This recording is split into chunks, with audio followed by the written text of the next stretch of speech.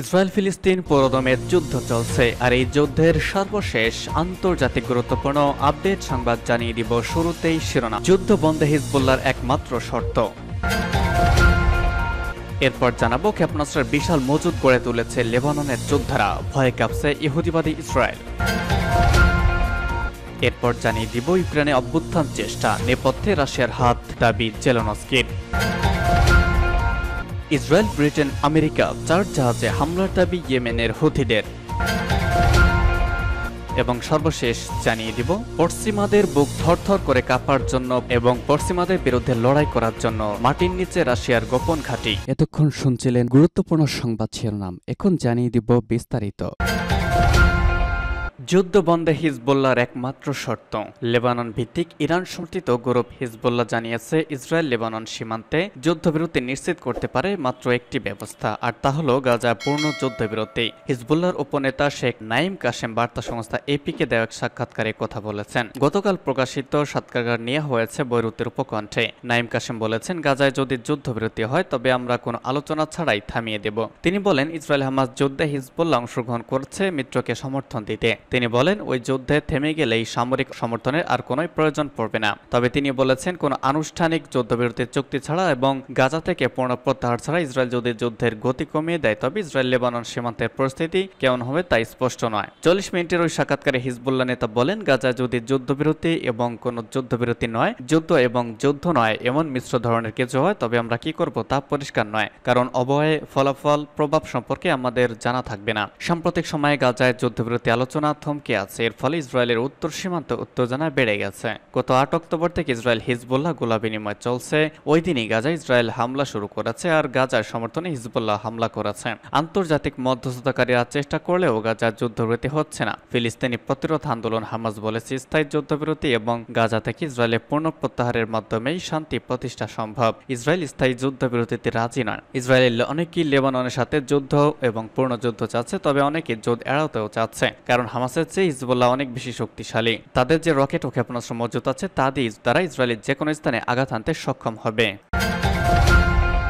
ক্ষেপণাস্ত্রের বিশাল মজুদ গড়ে তুলেছে লেবাননের যোদ্ধারা। ফিলিস্তিনের গাজা ইসরায়েলের নারকীয় হামলা শুরুর পর যে শক্তিগুলো সরাসরি গাজার পক্ষে দাঁড়িয়েছিল তার মধ্যে অন্যতম হিজবুল্লাহ। লেবাননের ইসলামী গোষ্ঠীটিকে বিশ্বের রাষ্ট্রবিহীন সবচেয়ে দুর্ধর্ষ এবং সুশৃঙ্খল সামরিক বাহিনী হিসেবে গণ্য করা হয়। গোষ্ঠীটি বারবারই ইসরায়েলের অভ্যন্তরে তাদের হামলার সক্ষমতার প্রমাণ দিয়ে আসছে। সম্প্রতি ইসরায়েল ও লেবাননের মধ্যে উত্তেজনা চরমভাবে বৃদ্ধি পেয়েছে। গাজা ইসরায়েলের অনবরত বোমা হামলার প্রতিবাদে তেল আবিব, হাইফা সহ ইহুদিদের অন্যান্য লক্ষ্যে ডজন ডজন রকেট ও ক্ষেপণাস্ত্র ছুড়েছে লেবানন। এসব হামলায় যোগ দিচ্ছে অন্যান্য ইসলামীপন্থী গোষ্ঠীগুলো। বেছে বেছে তারা টার্গেট করেছে ইসরায়েলের সামরিক স্থাপনা, সেনাদের অবস্থান, সমুদ্রবন্দর সহ গুরুত্বপূর্ণ এসব এলাকা। হিজবুল্লাহর প্রতিরোধ হামলায় আতঙ্ক ছড়িয়ে পড়েছে ইসরায়েলের উত্তরাঞ্চলে। বড় ধরনের সংঘাতের আশঙ্কায় পালিয়ে যেতে শুরু করেছে বিভিন্ন এলাকার বাসিন্দারা। এমন পরিস্থিতিতে লেবাননের সর্বাত্মক হামলা শুরু করার হুমকি দিয়েছেন ইসরায়েল প্রধানমন্ত্রী বেনিয়ামিন নেতানিয়াহু। যখন সেনাবাহিনীকে নতুন যুদ্ধ ফ্রন্টের জন্য প্রস্তুত হতে বলেছেন, তখন চারদিক থেকে তাকে সতর্ক করেছে ইসরায়েলি কর্মকর্তারা।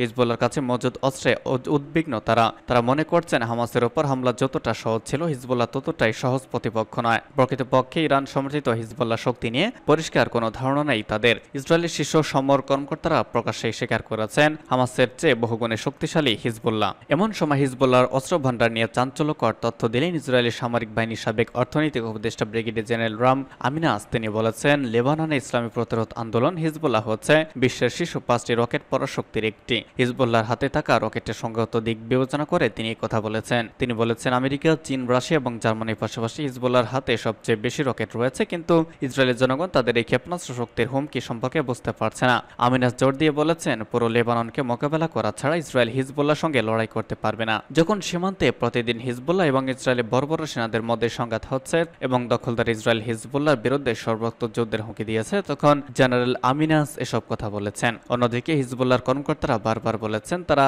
ইহুদিবাদীদের সঙ্গে সংঘাতে জড়াতে চান না, কিন্তু ইসরায়েল যদি যুদ্ধ শুরু করে তাহলে তা মোকাবেলার জন্য হিজবুল্লাহ প্রস্তুত রয়েছে। সম্প্রতি হিজবুল্লাহর মহাসচিব সৈয়দ হাসান নাসরুল্লাহ বলেছেন, বড় বড় এই শক্তি যদি আগ্রাসন চালায় তাহলে ইসরায়েলের ভেতরে কোনো নিরাপদ স্থান থাকবে না। এছাড়া লেবাননের গ্র্যান্ড শিয়া মুফতি শেখ আহমদ কাবালাল বলেছেন, হিজবুল্লাহর হাতে প্রচুর পরিমাণে বিভিন্ন ধরনের ক্ষেপণাস্ত্র রয়েছে এবং ইসরায়েল যুদ্ধ শুরু করলে প্রতিরোধ যোদ্ধারা ইসরায়েলকে লক্ষ্য করে অন্তত 5 লাখ ক্ষেপণাস্ত্র ছুড়তে পারবে। ইউক্রেনে অভ্যুত্থান চেষ্টা নেপথ্যে রাশিয়ার হাতে জাবি জেলেনস্কির। ইউক্রেন সরকার অভিযোগ করেছে রাশিয়া ষড়যন্ত্রের মাধ্যমে তাদের দেশের সরকার উৎখাতের চেষ্টা করেছে। সে প্রচেষ্টা তারা নস্যাৎ করেছে। ইউক্রেন বর্তমানে পশ্চিমাস্ত্র নির্ভরশীলতা ও যুদ্ধক্ষেত্রে সেনা ও গোলাবারুদের ঘাটতির মুখোমুখি। রাশিয়া যখন এই পরিস্থিতির সুযোগ নিয়ে ধীরে ধীরে এগোচ্ছে, তখন এই অভ্যুত্থান ষড়যন্ত্রের বিষয়টি সামনে আসলো। গত সোমবার ইউক্রেন নিরাপত্তা সংস্থা এসবিইউ জানিয়েছে অভ্যুত্থানকারীরা 30 জন কিয়েভে বড় আকারের দাঙ্গা সৃষ্টির পরিকল্পনা করেছিল। টেলিগ্রামে পোস্ট করা একটি বার্তায় এসবিইউ বলেছে এই দাঙ্গার পেছনে রাশিয়ার সম্ভাব্য হাত রয়েছে। এসবিইউ বলেছে সন্দেহভাজন 4 জনকে চিহ্নিত করা হয়েছে, যাদের মধ্যে 2 জন তাদের হেফাজতে রয়েছে। দোষী প্রমাণিত হলে এদের 10 বছরের কারাদণ্ড হতে পারে। এছাড়া ঘটনাস্থল থেকে অস্ত্র গোলাবারুদ উদ্ধার করা হয়েছে এবং মুঠোফোন, কম্পিউটার সহ অন্যান্য ডিভাইসও প্রমাণ হিসেবে জব্দ করা হয়েছে। ইউক্রেনের প্রসিকিউটর জেনারেল কার্যালয় জানিয়েছে অভ্যুত্থানের নেতৃস্থানীয় ব্যক্তি একটি বড় মিলনায়তনে ভাড়া নিয়েছিলেন, যেখানে 2000 লোক জড়ো করা সম্ভব ছিল। তিনি সামরিক ও বেসামরিক কোম্পানি সশস্ত্র প্রহরীদের নিয়োগ দিয়েছিলেন, যাতে তারা পার্লামেন্টে দখল নিতে পারে। এসবিও আরও জানিয়েছে অপরাধ কার্যক্রম বাস্তবায়নের জন্য প্রধান সংগঠন কয়েকজন সহযোগীকে নিয়োগ করেছিলেন এবং কিয়েভ, নিপ্র অন্যান্য অঞ্চল থেকে লোকজনকে যুক্তি দিয়েছিল। এদিকে গত শনিবার ইউক্রেনের দক্ষিণাঞ্চলের শহর ভিলিওনাসকে রুশ ক্ষেপণাস্ত্র হামলায় 3 শিশু 7 জন নিহত হয়েছে। এ পরিস্থিতিতে ইউক্রেনের প্রেসিডেন্ট ভলোদিমির জেলেনস্কি পশ্চিমা মিত্রদের কাছে দূরপাল্লার ক্ষেপণাস্ত্র পাঠানোর আহ্বান জানিয়েছেন। এই পরিস্থিতিতে হাঙ্গেরির প্রধানমন্ত্রী ভিক্টর অরবান কিয়েভ সফর করেছেন। তিনি রাশিয়া ইউক্রেন শান্তির সম্ভাবনা এবং কিয়েভের সঙ্গে দ্বিপক্ষীয় সম্পর্ক উন্নয়ন নিয়ে আলোচনা করেছেন। ইসরায়েল, আমেরিকা, ব্রিটেনের 4 জাহাজে হামলার দাবি হুথির। আমেরিকা, ব্রিটেন ইসরায়েলের সাথে সংশ্লিষ্ট অন্তত 4টি জাহাজে লক্ষ্য করে পৃথক হামলার দাবি করেছে ইয়েমেনের সশস্ত্র বিদ্রোহী গোষ্ঠী হুথি। সোমবার লোহিত সাগর, আরব ও ভূমধ্য সাগরের পাশাপাশি ভারত মহাসাগরে এই অভিযান চালানো হয়েছে বলে জানিয়েছে গোষ্ঠীটি। বিদ্রোহী গোষ্ঠীর মুখপাত্র ব্রিগেডিয়ার জেনারেল ইয়াহিয়া সারি বলেছেন, প্রথম অভিযানে আরব সাগরে ইসরায়েলি জাহাজ এমএসি ইউমফিককে লক্ষ্য করে আঘাত করা হয়েছে। এছাড়া চলতি সপ্তাহে দ্বিতীয়বারের মতো লোহিত সাগরে পরিচালিত অভিযানে তেলবাহী মার্কিন ট্যাঙ্কার ডেলোনক্সিকেও লক্ষ্যবস্তু করা হয়েছে বলে জানিয়েছেন তিনি। হুতির মুখপাত্র বলেছেন, তৃতীয় অভিযানে ভারত মহাসাগরে যুক্তরাজ্যগামী জাহাজ অ্যানভিল পয়েন্টকে লক্ষ্য করে হামলা চালাচ্ছে। আর ভূমধ্য সাগরে চতুর্থ একটি জাহাজকে লক্ষ্যবস্তু করা হয়েছে। ওই জাহাজটি লাকি সেইলের নামে বলে জানি তিনি। তবে তাৎক্ষণিকভাবে ইয়াহিয়া সারির এই দাবির সত্যতা যাচাই করা যায়নি বলে জানিয়েছে ব্রিটিশ বার্তা রয়টার্স। জেনারেল ইয়াহিয়া সারি বলেছেন, ইয়েমেনের বিরুদ্ধে মার্কিন ব্রিটিশ আগ্রাসন ও ফিলিস্তিনের অবরুদ্ধ গাজা উপত্যকায় ইসরায়েলি গণহত্যার জবাবে হুতিরা ওই হামলা চালিয়েছে। ফিলিস্তিনের গাজা উপত্যকায় দখলদার ইসরায়েলের হামলার প্রতিবাদে লোহিত সাগরে ইসরায়েল, যুক্তরাষ্ট্র এবং যুক্তরাজ্যের মালিকানাধীন জাহাজে গত নভেম্বর থেকে হামলা চালিয়েছে হুথিরা। তাদের ঠেকাতে ইয়েমেনে যুক্তরাষ্ট্র এবং যুক্তরাজ্যে যৌথ হামলা চালালেও সেগুলো তেমন ফলপ্রসূ হচ্ছে না। হুথিদের হামলার কারণে লোহিত সাগর দিয়ে জাহাজ চলাচল বন্ধ করে দিয়েছে বিশ্বের বড় বড় প্রতিষ্ঠানগুলো। বিশ্বের সমুদ্র পথে যত বাণিজ্য হয় তার 12% লোহিত সাগর দিয়ে হয়। এদিকে বাণিজ্যিক জাহাজ লক্ষ্য করে হুথিদের হামলার কারণে আন্তর্জাতিক বাজারে এর অনেক প্রভাব পড়েছে। লোহিত সাগর থেকে সুয়েজ হয়ে যেসব জাহাজ ইউরোপে যেত, সেসব জাহাজকে এখন আফ্রিকা ঘুরে গন্তব্যে যেতে হচ্ছে।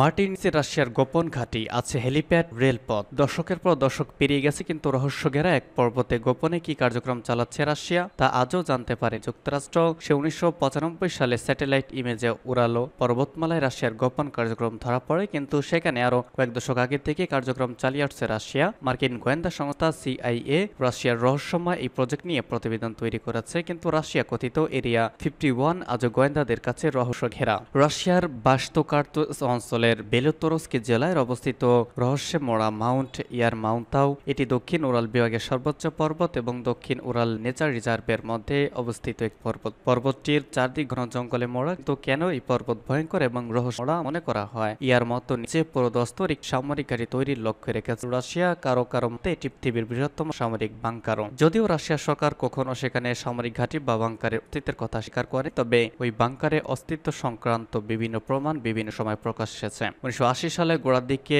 ইয়ামান্তাও পর্বতের বাংকার নিয়ে প্রথম জল্পনা কল্পনা তৈরি হয়। স্যাটেলাইট যে দেখা যায় ওই পর্বতের দক্ষিণ দিকে একটি বিস্তৃত বনাঞ্চল কেটে ফেলেছে রাশিয়া। তারপর থেকেই নাকি সেখানে লাগাতার কাজ চালিয়ে গেছে দেশটি। ধারণা করা হয় 80 দশকের শেষের দিকে পর্বতের নিচে বাংকার তৈরি কাজ পূর্ণ করে ফেলেছিল রাশিয়া। শোনা যায় ইয়ামান্তাও পর্বতের ভূগর্ভস্থ বাংকার 100 কিলোমিটার বেশি দীর্ঘ এবং 600 মিটারের বেশি গভীর। ওই বাংকারে নাকি বিভিন্ন ধরনের অত্যাধুনিক প্রযুক্তি এবং সুযোগ সুবিধা রয়েছে। বিভিন্ন প্রতিবেদন অনুযায়ী রাশিয়ার ওই গোপন সামরিক সামরিক ঘাঁটি পরমাণু হামলা করতেও সক্ষম। নিমেষে শত্রুপক্ষের বিমান ধ্বংস করতে পারে। ভূমি থেকে আকাশ ক্ষেপণাস্ত্র, ট্যাঙ্ক বিধ্বংসী ক্ষেপণাস্ত্র, এমনকি যুদ্ধবিমানও নাকি মজুত রয়েছে বাংকারটিতে। রাশিয়া ওই বাংকারের মধ্যে পারমাণবিক অস্ত্র রেখেছে বলে শোনা যায়। রয়েছে গবেষণাগারও, সেখানে বিপজ্জনক সামরিক পরীক্ষা চালানো হয়। রাশিয়ার গোপন ওই বাংকারে কয়েক হাজার মানুষ একসঙ্গে থাকতে যাতে কোনো অসুবিধা না হয় সেজন্য বাংকারের মধ্যে নাকি হাসপাতাল, খাবার উৎপাদনের ব্যবস্থা, জল পরিশোধন ব্যবস্থা এবং বিদ্যুৎ উৎপাদন কেন্দ্র রয়েছে হেলিপ্যাড ও রেলপথ।